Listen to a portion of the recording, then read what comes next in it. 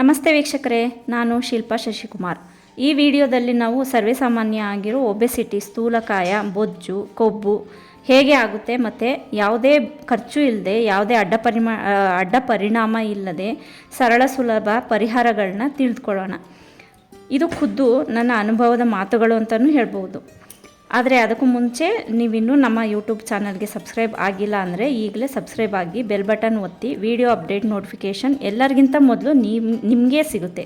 ಖುಷಿ ವಿಚಾರ ಅಂದರೆ ಹೆಚ್ಚು ಜನರು ನಮ್ಮ ಯೂಟ್ಯೂಬ್ ಚಾನಲ್ ವೀಕ್ಷಿಸ್ತಿದ್ದೀರಿ. ಹಾಗೆಯೇ ಸಂಪೂರ್ಣ ಉಚಿತವಾಗಿ ಮತ್ತು ಯಾವುದೇ ಹಣ ಖರ್ಚಾಗದೆ ಸಬ್ಸ್ಕ್ರೈಬ್ ಕೂಡ ಆಗಿ. ಅದರಿಂದ ನಮಗೆ ಇನ್ನಷ್ಟು ನೈಜ ಉಪಯುಕ್ತ ಮಾಹಿತಿಯುಳ್ಳ ವಿಡಿಯೋ ಮಾಡಲು ಉತ್ತೇಜನ ಸಿಗುತ್ತೆ. ಲೈಕ್ ಕೊಡಿ. ಯಾರಿಗೆಲ್ಲ ಖರ್ಚಿಲ್ಲದೆ, ಅಡ್ಡ ಪರಿಣಾಮಗಳಿಲ್ಲದೆ ಸಣ್ಣ ಆಗೋಕ್ಕೆ, ಆರೋಗ್ಯದಿಂದ ಇರೋಕ್ಕೆ ಆಸೆ ಇದೆಯೋ ಅವರಿಗೆಲ್ಲ ತಪ್ಪದೇ ಶೇರ್ ಮಾಡಿ. ಅವರು ಸ್ವಲ್ಪ ಬೊಜ್ಜು ಕರಗಿಸ್ಕೊಂಡು ಸ್ಲಿಮ್ ಆಗಿ ಕಾಣಲಿ. ಇನ್ನು ವಿಷಯಕ್ಕೆ ಬಂದುಬಿಡೋಣ ಅಲ್ವಾ. ಹೊಟ್ಟೆಯಲ್ಲಿ ತುಂಬ ಆಳವಾಗಿ ಚರ್ಮದ ಅಡಿಯಲ್ಲಿ ಕಿಡ್ನಿ ಮತ್ತು ಯಕೃತ್ ಮುಂತಾದ ಮುಖ್ಯ ಅಂಗಾಂಗಗಳ ಸುತ್ತಲೂ ಅಗತ್ಯಕ್ಕಿಂತ ಹೆಚ್ಚಾಗಿ ಇರುವ ಜಿಡ್ಡು, ಬೊಜ್ಜು, ಕೊಬ್ಬು ಇದೆಲ್ಲನೂ ಸ್ಥೂಲಕಾಯಕ್ಕೆ ಪ್ರಮುಖ ಕಾರಣಗಳು. ಸ್ಥೂಲಕಾಯದಿಂದ ಅಂದರೆ ದಪ್ಪ ಇರೋದರಿಂದ ಸದೃಢಕಾಯಕ್ಕೆ ಬಂದರೆ ಅದು ಆರೋಗ್ಯದ ಜೊತೆಗೆ ಆತ್ಮವಿಶ್ವಾಸವನ್ನು ಹೆಚ್ಚಿಸುತ್ತೆ. ಹೆಣ್ಣು ಗಂಡು ಯಾರೇ ಆಗಲಿ ಸದೃಢರಾಗಿ ಮಿತವಾದ ದೇಹದ ಬೊಜ್ಜು ಇರಬೇಕು ಅಂತಲೇ ಬಯಸ್ತಾರೆ. ಬನ್ನಿ ಕೆಲವು ಸರಳ ಸುಲಭ ಟಿಪ್ಸ್, ವಿಧಾನಗಳನ್ನು ತಿಳಿದುಕೊಳ್ಳೋಣ. 1. ಯಾವಾಗಲೂ ಹೊಟ್ಟೆನ ಬಲವಂತವಾಗಿ ಎಷ್ಟು ಸಾಧ್ಯನೋ ಅಷ್ಟು ಒಳಗೆ ಎಳೆದುಕೊಳ್ಳಿ. ಶುರುವಿಗೆ ಏನೂ ವ್ಯತ್ಯಾಸ ಅನಿಸಲ್ಲ. ಆದ್ದರಿಂದ ನಿಮ್ಮ ಹೊಟ್ಟೆನ ನೋಡಿಕೊಳ್ಳೋಕ್ಕೆ ಶುರು ಮಾಡಬೇಡಿ. ತಾಳ್ಮೆ ಇರಲಿ. ಸದಾ 24 ಗಂಟೆಗಳು ಪ್ರತಿದಿನ ಯಾವಾಗಲೂ ಮಾಡಿ. ನಿಜ ಹೇಳಬೇಕು ಅಂದರೆ ಹೊಟ್ಟೆಯನ್ನು ಬಲವಂತವಾಗಿ ಒಳಗೆ ಎಳೆದುಕೊಂಡ 2 ನಿಮಿಷಗಳಲ್ಲೇ ಬಿಗಿ ಹಿಡಿತ ತನ್ನಿಂದ ತಾನೇ ಸಡಿಲಾಗುತ್ತೆ. ಆದರೂ ತಾಳ್ಮೆಗೆಡದೆ ನೆನಪಾದಾಗಲೆಲ್ಲ, ಯಾವಾಗ ನೆನಪಾದರೂ ಆಗೆಲ್ಲ, ದಿನಕ್ಕೆ 10 ಸಲ ಅಂದರೆ 10 ಸಲ, 100 ಸಲ ಅಂದರೆ 100 ಸಲ ನೆನಪಾದಾಗಲೂ ಸಹ ಹೊಟ್ಟೆಯನ್ನು ಬಲವಂತವಾಗಿ ಎಷ್ಟು ಆಗುತ್ತೋ ಅಷ್ಟು ಒಳಗೆ ಎಳೆದುಕೊಳ್ಳಿ. ಕೂರುವಾಗ, ನಿಲ್ಲುವಾಗ, ಮಲಗುವಾಗ, ಕೆಲಸ ಮಾಡುವಾಗ, ಬಗ್ಗುವಾಗ, ನಡೆಯುವಾಗ, ನಿದ್ದೆಯಲ್ಲಿ ಎಚ್ಚರವಾದಾಗ, ಅದರಲ್ಲೂ ಭಾರ ಎತ್ತುವಾಗಲಂತೂ ಎಷ್ಟು ಸಾಧ್ಯನೋ ಅಷ್ಟು ಹೊಟ್ಟೆನ ಒಳಗಡೆ ಎಳ್ಕೊಳ್ಳಿ. ಇದರಿಂದ ಬೊಜ್ಜಿಗೆ ಜಾಗ ಸಿಗದಂತಾಗುತ್ತೆ. ಸಂಕುಚಿತದಿಂದ ಬೊಜ್ಜು ಕರಗಲು ಸಾಧ್ಯವಾಗುತ್ತೆ. 2ನೇದಾಗಿ, ಯಾವಾಗಲೂ ನಿಮಗೆ ಎಷ್ಟು ಬಿಸಿ ಕುಡಿಯೋಕ್ಕೆ ಆಗುತ್ತೋ ಅಷ್ಟು ಬಿಸಿ ನೀರನ್ನೇ ಕುಡೀರಿ. ಚಳಿಗಾಲ ಮತ್ತು ಮಳೆಗಾಲದಲ್ಲಂತೂ ತಣ್ಣೀರು ಕುಡಿಯೋದಿದ್ರೇ ಒಳಿತು. ಸಾಧ್ಯವಾದಾಗಲೆಲ್ಲ ಪ್ರತಿದಿನ, ಪ್ರತಿ ಬಾರಿ ಬಿಸಿ ನೀರು ಕುಡಿಯಿರಿ.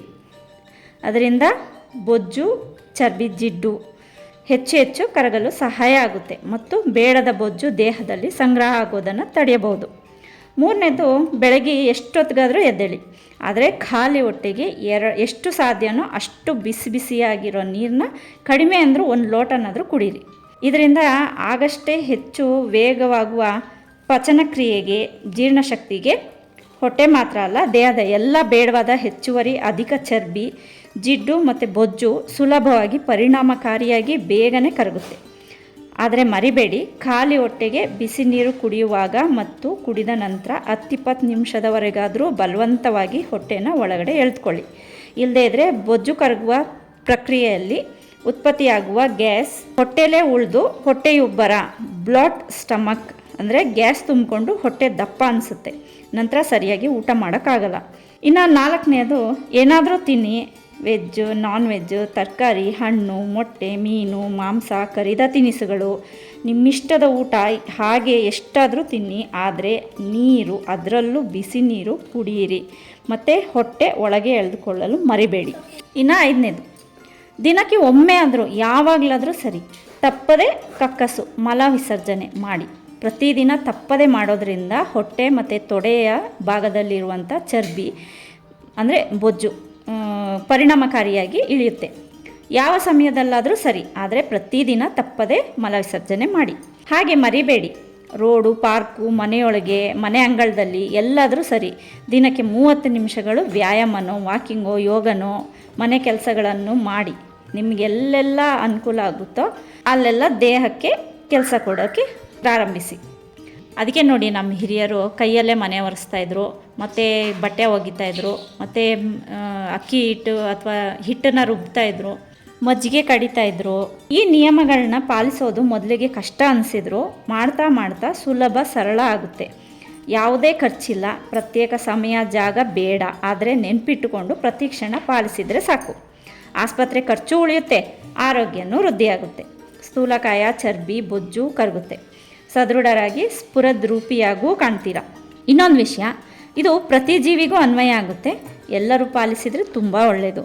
ಅದೇನೆಂದರೆ ಬೆಳಗ್ಗೆನೋ ಸಂಜೆನೋ ಅಥವಾ ಎರಡೂ ಹೊತ್ತು ಎಷ್ಟಾಗುತ್ತೋ ಅಷ್ಟು ಹೊತ್ತು ಕೆಲಸ ಮಾಡ್ತಾನೋ, ಓಡಾಡ್ತಾನೋ, ಆಟ ಆಡ್ತಾನೋ, ಮಾತಾಡ್ತಾನೋ, ಪ್ರಕೃತಿ ಅನುಭವಿಸ್ತಾನೋ, ಒಟ್ಟಾರೆಯಾಗಿ ಸೂರ್ಯನ ಬಿಸಿಲಿಗೆ ಸಾಧ್ಯವಾದಷ್ಟು ಮೈಯೊಡ್ಡಿ.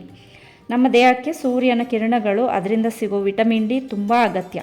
ಮತ್ತೊಮ್ಮೆ ಹೇಳ್ತೀನಿ ಕೇಳಿ, ಸದಾ ಹೊಟ್ಟೆಯನ್ನು ಬಲವಂತವಾಗಿ ಎಷ್ಟು ಸಾಧ್ಯನೋ ಅಷ್ಟು ಒಳಗೆ ಎಳೆದುಕೊಳ್ಳಿ.